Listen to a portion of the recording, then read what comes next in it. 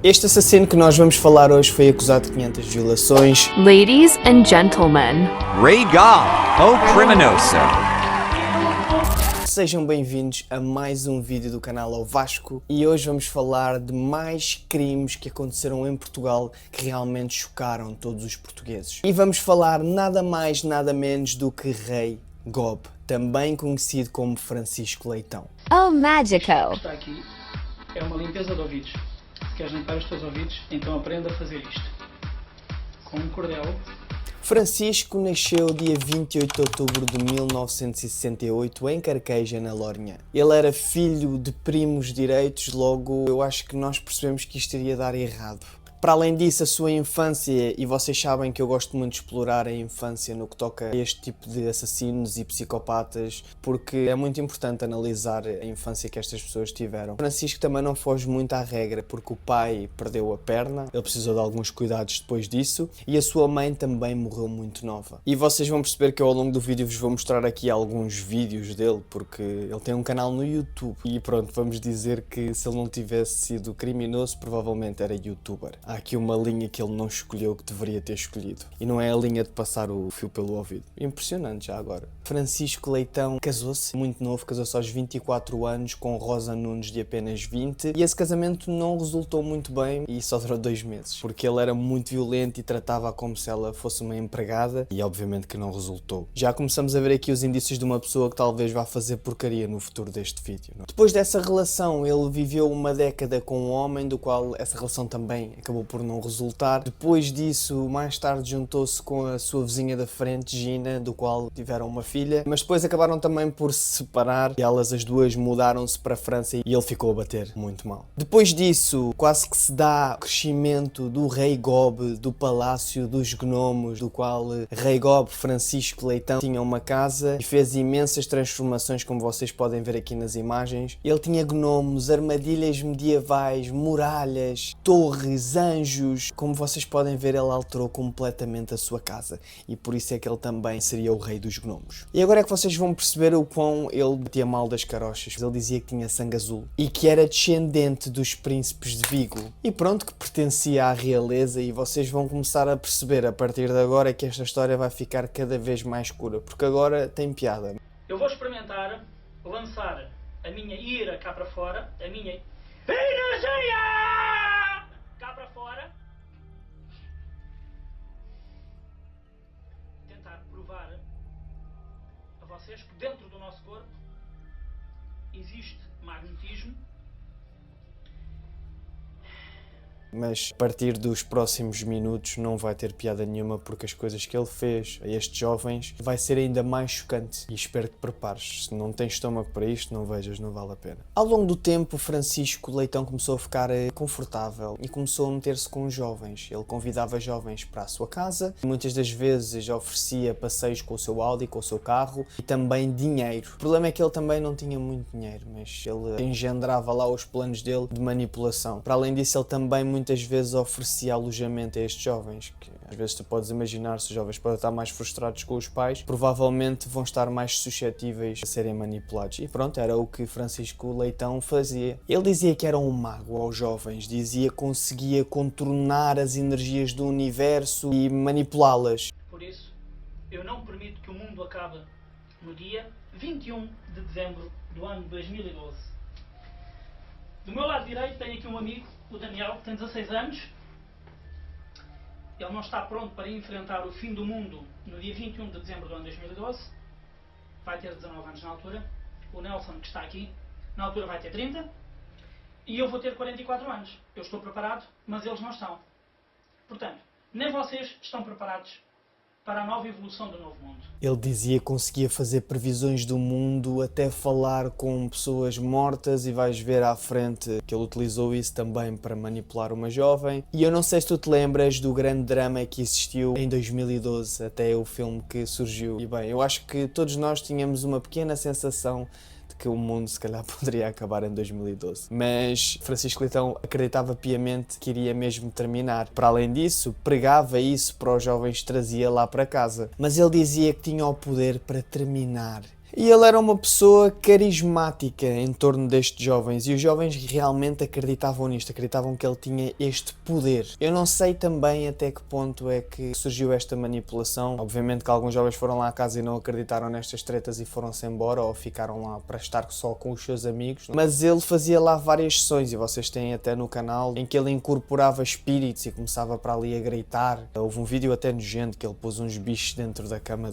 das pessoas, até me arrepio. E vocês vão entender que ele realmente era uma pessoa muito depravada e utilizava esta premissa do Rei Gob, dele ser um mago, dele ser poderoso, dele ter poderes especiais para ludibriar a mente destes jovens. Ele dizia a estes jovens que todos nós tínhamos cópias negativas de nós próprios e que essas cópias estavam a tentar matar-nos. E a única maneira de conseguirmos destruí-las era com a espada de Rei Gob. E é precisamente o que vocês estão a pensar. Ele utilizava a sua espada do Rei Gob para retirar essa energia negativa através de pulsões.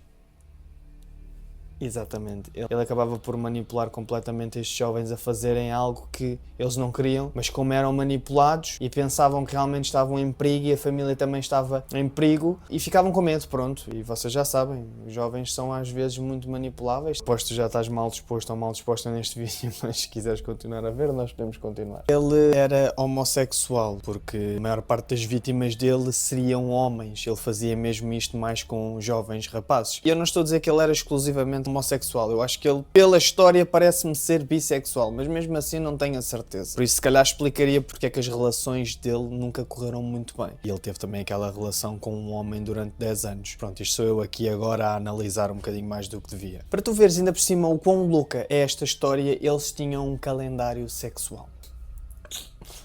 Esta história é doentia e vou-me afastar aqui um bocadinho. Isto faz-me lembrar um bocadinho a história de Charles Manson. Não sei se vocês já ouviram, eu não tenho esta história no meu canal do YouTube, mas sim do TikTok. Faz-me lembrar um pouquinho porque ele acabava por influenciar as pessoas a fazerem coisas que não queriam. Bem, e agora dentro destes jovens todos que frequentavam a casa de Rei Gob, ficaram mais conhecidas 3. E foram, neste caso, Tânia, Joana e Ivo. Vamos começar com Joana, que tinha apenas 16 anos. E esta jovem desapareceu em 2010, depois de se ter ido encontrar com Francisco Leitão. E a questão é que ela nunca mais foi vista. E para tu perceberes um bocadinho mais os contornos desta história, Joana era basicamente a namorada de Luís, que era uma das pessoas que estava sempre lá em casa com o Rei Gob. E na realidade a Joana não gostava dele, não gostava de Francisco Leitão e não confiava. Mas houve uma vez que Francisco Leitão disse que tinha uma surpresa para o namorado dela e para ela ir ter com ele, e queria ser uma surpresa e que não podia contar a ninguém. E foi aí que Joana foi e desapareceu. Claramente, depois deste desaparecimento, também Joana começou a ficar preocupada porque ela nunca desaparecia assim tanto tempo. Ela foi falar com a polícia, mas a polícia sempre abrangiu este caso como sendo um desaparecimento. A questão é que a mãe continua a receber mensagens da filha e dizia que ela já não vivia em Portugal e que para não contactá-la e etc. E obviamente que uma pessoa fica completamente a achar que isto é muito estranho. E houve agora que as coisas começam a ficar mais estranhas e parece um plot de um filme. Basicamente, Francisco Leitão veio com uma conversa muito estranha para a mãe começou a achar muito estranho. A polícia também não estava a investigar o caso e então a mãe de Joana decidiu ligar para a operadora de telemóveis para perceber o que é que estava a acontecer com Joana. E a operadora dizia que o cartão SIM da Joana estava num telemóvel de outra pessoa e que essa pessoa seria Ivo. Era uma das pessoas que eu te falei também que era importante para a história. E agora o mais assustador é que este jovem tinha também estado na casa de Carqueja com Francisco Leitão. E pronto, aí começam-se a juntar as peças deste puzzle, porque este jovem também tinha desaparecido. E agora é que tu vais perceber até que ponto é que Francisco Leitão manipulou os pais de Ivo, porque ele também tentou manipular os pais de Joana. Na realidade, Ivo tinha desaparecido em 2008. E a questão é que os pais pensavam que ele estava metido em coisas criminosas e então não quiseram reportar à polícia o desaparecimento do filho. Para além disso, eles também pensavam que ele estava fora do país e que estava a fazer outras coisas. Na realidade, essas informações tinham sido dadas por nada mais nada menos que Francisco Leitão, o rei dos gnomos. O grande problema era que Francisco Leitão tinha contacto com o pai do Ivo e então por isso ele ia dando updates falsos e mostrando também fotografias e vídeos e informações que fazia com que os pais acreditassem que ele estava vivo e que pronto, existia. E agora vamos falar da jovem que estava desaparecida desde 27 de junho de 2008, que era Tânia, que teria 27 anos. E houve esta história, Tânia tinha sido espancada pelo seu marido, porque supostamente ela trazia muitos homens lá para casa e pronto, ela tinha sido apanhada e tinha sido apanhada com nada mais nada menos também, vocês conseguem adivinhar? Com o Rei Gob, Francisco Leitão. Depois disso ela ficou internada, foi levantada à alta e a sua filha também ainda estava internada. E pronto, ela ia visitar a sua filha e até que do nada deixou de ir visitá-la, que foi a partir do dia do desaparecimento, 5 de junho. E do nada, o irmão de Tânia recebe uma carta com Tânia supostamente a pedir desculpa, a dizer para cuidarem da filha dela. E tudo obviamente muito estranho e acho que tu consegues adivinhar quem é que foi o próprio que escreveu também essa carta. E aposto que vocês conseguem juntar as peças. Tânia acabava por se dar com aqueles jovens e estar muito também naquele castelo. Para além disso, eles os dois eram amantes. E bem, agora deve estar a perguntar como é que este caso foi desvendado e como é que a polícia descobriu. E é disso que nós vamos falar agora, de uma pessoa que foi uma suposta quarta vítima, mas que conseguiu sobreviver e contar a história. E esse nome seria Mara. E Mara ia muitas vezes a esse castelo e foi lá precisamente que conheceu o Ivo. E Mara estava naquele castelo também com um propósito, porque o Rei Gob, Francisco Leitão, dizia que conseguia falar com os mortos e conseguia incorporá-los. Então Mara estava interessada nisso porque queria falar com o seu falecido pai. Agora, pronto, a questão mais depravada aqui era que Francisco Leitão fez com que ela tivesse relações sexuais com ele em troca de conseguir ver então o seu pai falecido. Mara já não vivia no castelo de Rei Gob, mas recebe uma chamada dele a dizer que precisava da ajuda dela. E quando ela chega lá à casa, vê o Ivo ensanguentado, com sangue na cabeça, porque tinha acabado de levar com uma barra de ferro na cabeça por parte de Francisco Leitão. E o que é estranho aqui é que Mara foi com a melhor das intenções, porque Francisco Leitão tinha dito que era melhor levar o Ivo para o hospital e pediu a ajuda de Mara. Então puseram-no no carro e Mara, inocente, foi no outro carro e foram os dois separados supostamente para o hospital. O problema é que a meio do caminho, o Francisco Leitão diz para ela parar e encostar e entrar dentro do carro dele. Foi nessa altura que as coisas começam a mudar de contornos e começam a ficar mais estranhas, porque Francisco Leitão conduz Mara e Ivo até a um pinhal. Foi nessa altura que Francisco Leitão pede para Mara levar Ivo para uma casa. Quando Mara vai a verificar, havia um buraco já feito. E é aí que Mara percebe qual é que vai ser o desfecho desta história. Por isso Mara então consegue fugir dali e depois quando Mara diz onde é que está o corpo de Ivo, enterrado supostamente, eles foram verificar, mas o Rei Gob acabou por anteceder o que eles iam fazer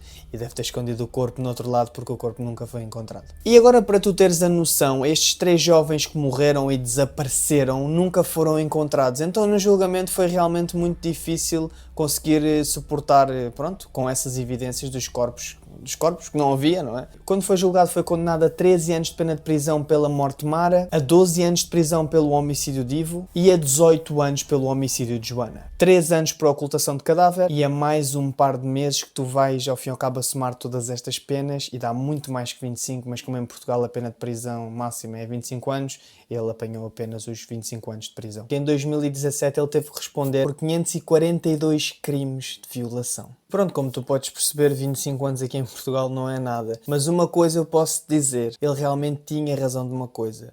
Realmente a vida dele acabou em 2012. Espero que tenham gostado muito deste vídeo. Mais uma vez, eu tenho um gosto enorme em apresentar-vos estas notícias e estes crimes horríveis, porque eu acho que mais do que apresentar isto como sensacionalismo, também é bom nós termos a noção do mundo que nos rodeia e, para além disso, também das pessoas que estão nas nossas prisões e que vão acabar por sair mais tarde ou mais cedo.